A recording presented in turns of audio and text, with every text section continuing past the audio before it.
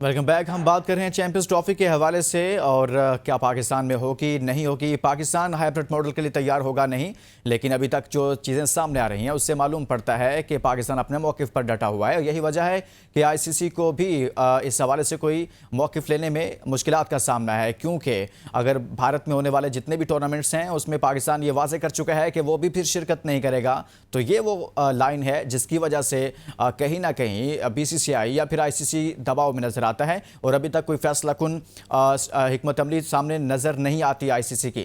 अरसलान खोखर साहब हमारे साथ मौजूद हैं।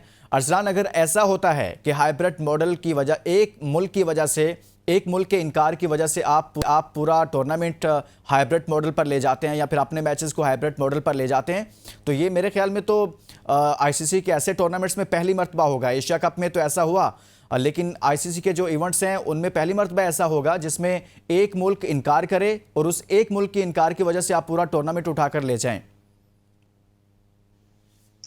देखें, यही बात मैं उस वक्त आपको बिल्कुल आपने बहुत सही जानिब इशारा किया लुकमान। मसला ये इससे पहले भी एक बार दो बार हो चुका है, 2 वर्ल्ड कप में हो चुका है ये कि जी एक बार वो नहीं खेले इंग्लैंड वाले, एक बार ऑस्ट्रेलिया वाले जाके नहीं खेले, श्रीलंका वाले में मसला हुआ, ये हो चुका है। लेकिन इवेंट तब्दील नहीं हुआ। हाँ। वहां पर वॉक थ्रू पॉइंट्स मिले।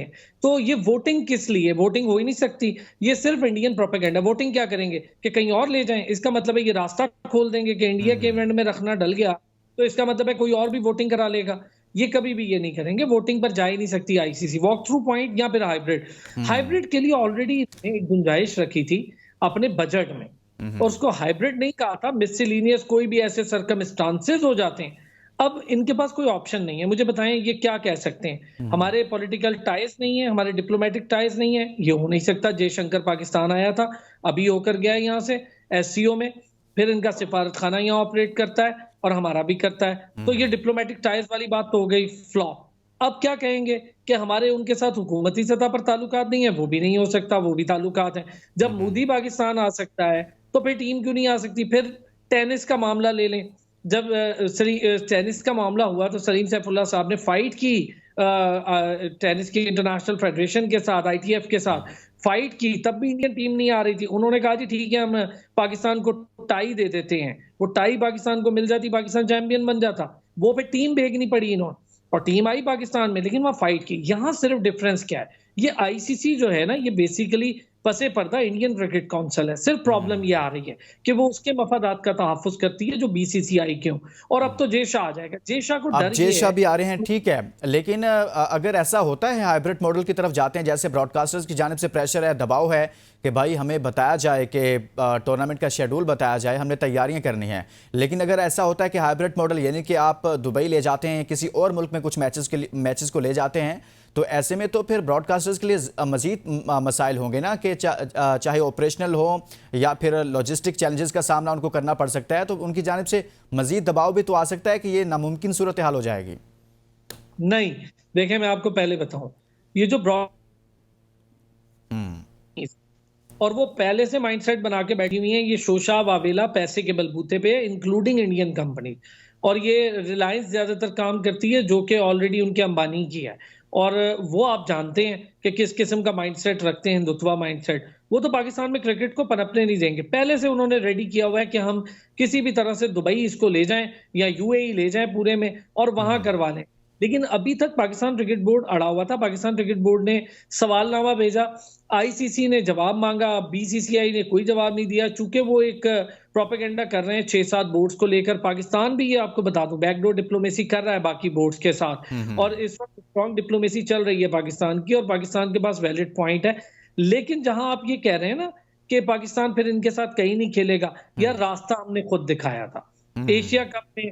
रास्ता बिल्कुल। हमने खुद दिखाया था। उसके बाद 2023 में हम खुद गए थे, नाना कहते चले गए थे।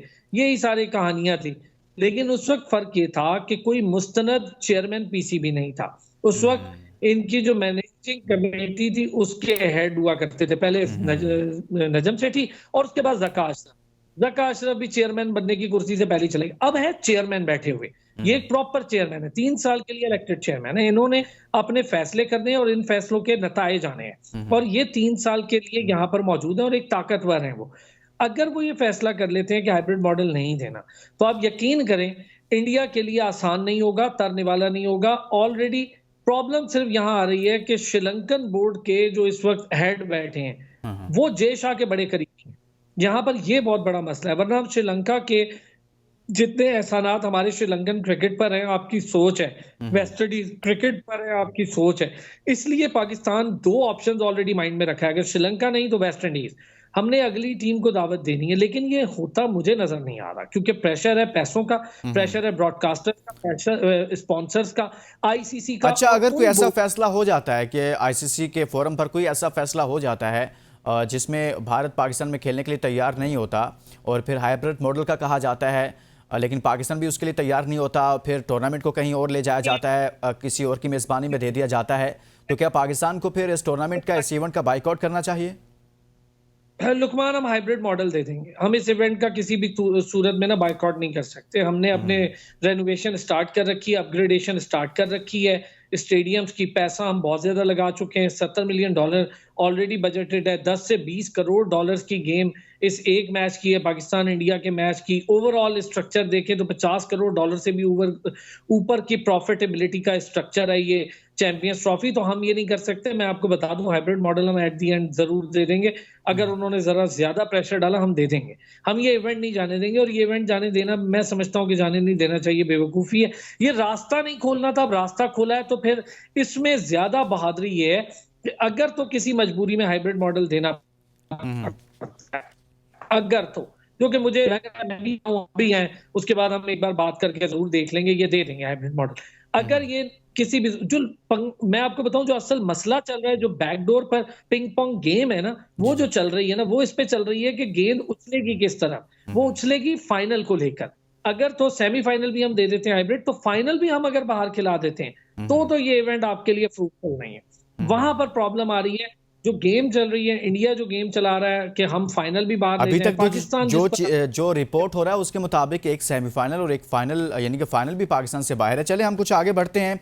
आप कह रहे हैं कि अगर फाइनल भी बाहर चला जाता है तो ये तो बिल्कुल भी पाकिस्तान के लिए फ़ायदेमंद साबित नहीं होगा, और फिर तो टूर्नामेंट ना होने के बराबर हो गया। कुछ बात करेंगे Pakistan versus Zimbabwe. ODI series भी जारी है। पहले मैच में पाकिस्तान को शिकस्त हुई, दूसरे मैच में पाकिस्तान ने ज़बरदस्त कमबैक किया। अभी आज की खबर है कि अरसलान के हमारे फास्ट बॉलर शाहनवाज दानी और अहमद दानियाल इंजरी का शिकार हुए हैं। उनकी जगह पर अब्बास अफरीदी और जहांदाद खान को शामिल कर लिया गया है। इन दोनों को शामिल कर लिया गया है, 2 लोग ड्रॉप हो गए हैं। क्या ज़रूरत है कोई तब्दीली की? यार देखिए, अभी तो फिलहाल कोई जरूरत भी नहीं है, लेकिन ये चीज आपको मैं बताऊं, अहमद दानियाल और शाहनवाज धानी ये इंजरी कैरी कर रहे हैं। अगर आप इंजरी प्रॉन प्लेयर्स को ट्रेवल करा रहे हैं, तो ये कौन सी अकलमंदी है भाई? पहले ही कोई और सिलेक्ट करके ले जाते यार। अगर आप इंजरी प्रॉन प्लेयर्स को ले जाकर पैसे भी जाया कर रहे हैं, आप तरीकाकार देखें। ऑस्ट्रेलिया में इन्होंने क्या हरकत की कि ओडीआई खेले, साइम अयूब, अब्दुल्ला शफीक, कुछ बेहतर स्कोर किया उन्होंने ओडीआई में। इन्होंने ट्रेवल करा के पाकिस्तान भेज दिया, सुफियान मुकीम समेत सबको।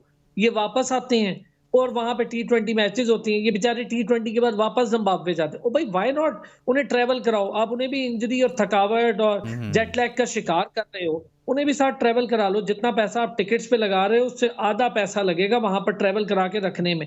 वो टीम को भी देख लेते, क्या कुछ हो रहा था, एटमॉस्फेयर को भी समझ लेते, कंडीशंस को भी समझ लेते। इंजरी कैरी कर रहे हैं प्लेयर्स, उनको स्क्वाड में रखना ही नहीं चाहिए था। पाकिस्तान क्रिकेट बोर्ड को इस पर सोचना चाहिए था, सिलेक्शन कमेटी को सोचना चाहिए था। बहुत शुक्रिया senior sports journalist Arsalan Khokhar साहब हमारे साथ। हमने बात की है चैंपियंस ट्रॉफी के हवाले से, और साथ में Pakistan versus Zimbabwe ODI series जारी है, 1-1 से बराबर है। फाइनल की सिचुएशन है, कौन जीतेगा ये तो आने वाला वक्त बताएगा। इसके साथ ही इजाज़त दीजिए और अपना बहुत सारा ख्याल रखिए। अल्लाह हाफिज़।